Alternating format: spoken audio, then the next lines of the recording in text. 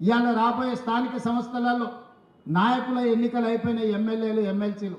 ఇప్పుడు కార్యకర్తల ఎన్నికలు రాబోతున్నాయి. కార్యకర్తల ఎన్నికల్లో ఎవరైతే కష్టపడతారో, కార్యకర్తలను కష్టపడి ఎవరైతే గెలిపించుకుంటారో వాళ్ళు తిరిగి నాయకులుగా రాష్ట్ర స్థాయికి ఎదుగుతారు. అందుకే ఈరోజు పార్టీ నిర్మాణంలో భాగస్వాములు కావాలి. స్థానిక సంస్థల ఎన్నికల్లో పార్టీ కార్యకర్తలను గెలిపించుకోవాలి. అప్పుడే పార్టీ బలోపేతం అవుతుంది. పార్టీ బలోపేతమైతే రెండవసారి కాంగ్రెస్ పార్టీ తిరిగి అధికారంలోకి వస్తుంది. రెండవసారి అధికారంలోకి రావడం మీ చేతుల్లోనే ఉంది.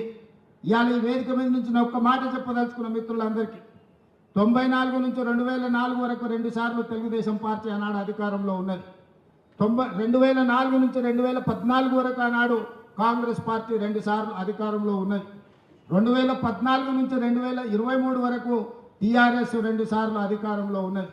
2023 నుంచి 2033 వరకు 10 సంవత్సరాలు కాంగ్రెస్ పార్టీ తప్పకుండా అధికారంలో ఉంటుంది.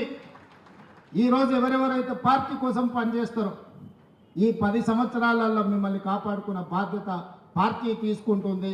మీనాక్షి నటరాజన్ గారు తీసుకుంటారు.